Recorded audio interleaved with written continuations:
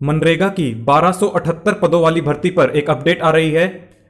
इस भर्ती पर विपक्ष ने और छात्रों ने सवाल उठाए हैं क्योंकि ये भर्ती आउटसोर्सिंग के तहत निकाली गई थी और अब मांग हो रही है कि एक नया नियम बनाया जाए जिसके तहत ये भर्ती हो।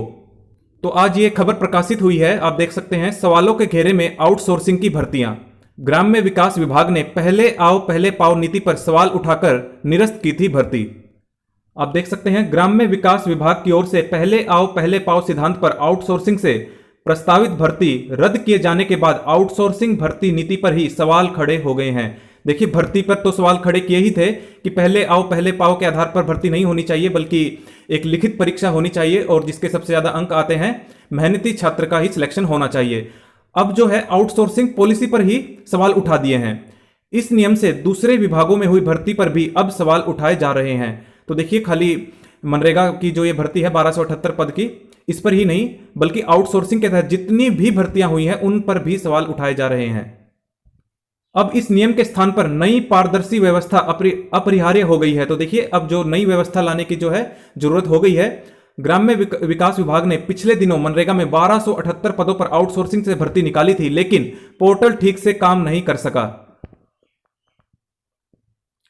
पर एपीओ के लिए पर्याप्त आवेदन भी हो गए। शिकायतें हुई कि इस प्रक्रिया में जुगाड़ की गुंजाइश है और तमाम पात्र वंचित हो जा रहे हैं।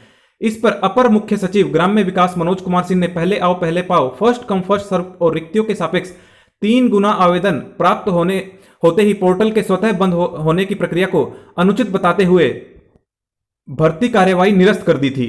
उन्होंने कहा कि यह व्यवस्था चयन व तैनाती के लिए तर्कपूर्ण नहीं है। सेवा योजना पोर्टल पर रिक्ति के 3 गुना आवेदन प्राप्त होते ही पोर्टल का बंद हो जाना भी न्यायोचित नहीं है। वजह यह सभी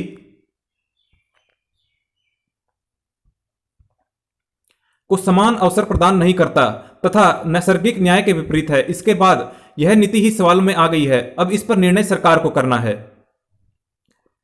चयन की नीति तय लेकिन पूरा पालन नहीं। तो देखिए, आउटसोर्सिंग की भर्तियों में मनमानी व भ्रष्टाचार के मामले बड़े स्तर पर सामने आने के बाद शासन ने 18 दिसंबर 2019 को आउटसोर्सिंग से मैन पावर नियुक्ति की नीति जारी की थी। इसमें जेम पोर्टल से आउटसोर्सिंग एजेंसी के चयन से लेकर कर्मचारियों की चयन प्रक्रिया का सिद्धांत तय किया गया था। सिद्धांत के मुताबिक पारदर्शी व्यवस्था बनाकर चयन करने को कहा गया था।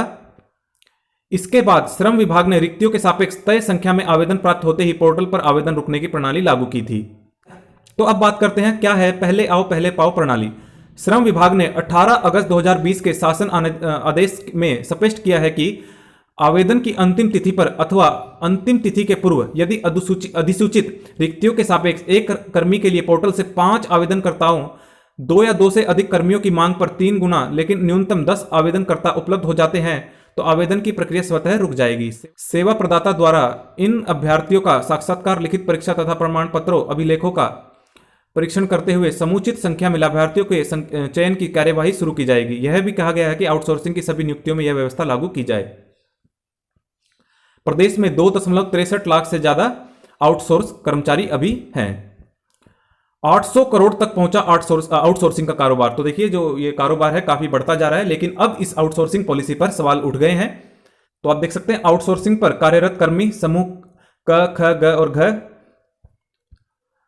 अपर मुख्य सचिव ग्राम्य विकास का पत्र अब तक प्राप्त नहीं हुआ है। पत्र प्राप्त होने पर सक्षम स्तर पर रखा जाएगा। जो भी निर्णय होगा उसे लागू कराएंगे। सुरेश चंद्र, अपर मुख्य सचिव श्रम। तो आप देख सकते हैं, जो मनरेगा की 1278 पदों की भर्ती है उस पर विपक्ष ने, छात्रों ने, काफी लोगों ने सवाल उठाए हैं। अब यह भर्ती शायद आउटसोर्सिंग पॉलिसी के तहत ना हो। सरकार इसके लिए कोई नई योजना बना सकती है, जैसा कि अभी हमने देखा है, और नई पॉलिसी के साथ सरकार जल्द ही यह वैकेंसी दोबारा निकाल सकती है। तो आप सबकी क्या राय है? आप अपनी राय कमेंट बॉक्स में जरूर दें कि सरकार को इस भर्ती को कैसे करना चाहिए। और अगर आप भी इसी तरह की लेटेस्ट और अपडेटेड न्यूज हमारे चैनल पर पाना चाहते हैं तो आप हमारे चैनल को जरूर सब्सक्राइब करें, क्योंकि उत्तर प्रदेश से संबंधित सभी प्रकार की जानकारी इस चैनल पर उपलब्ध कराई जाती है।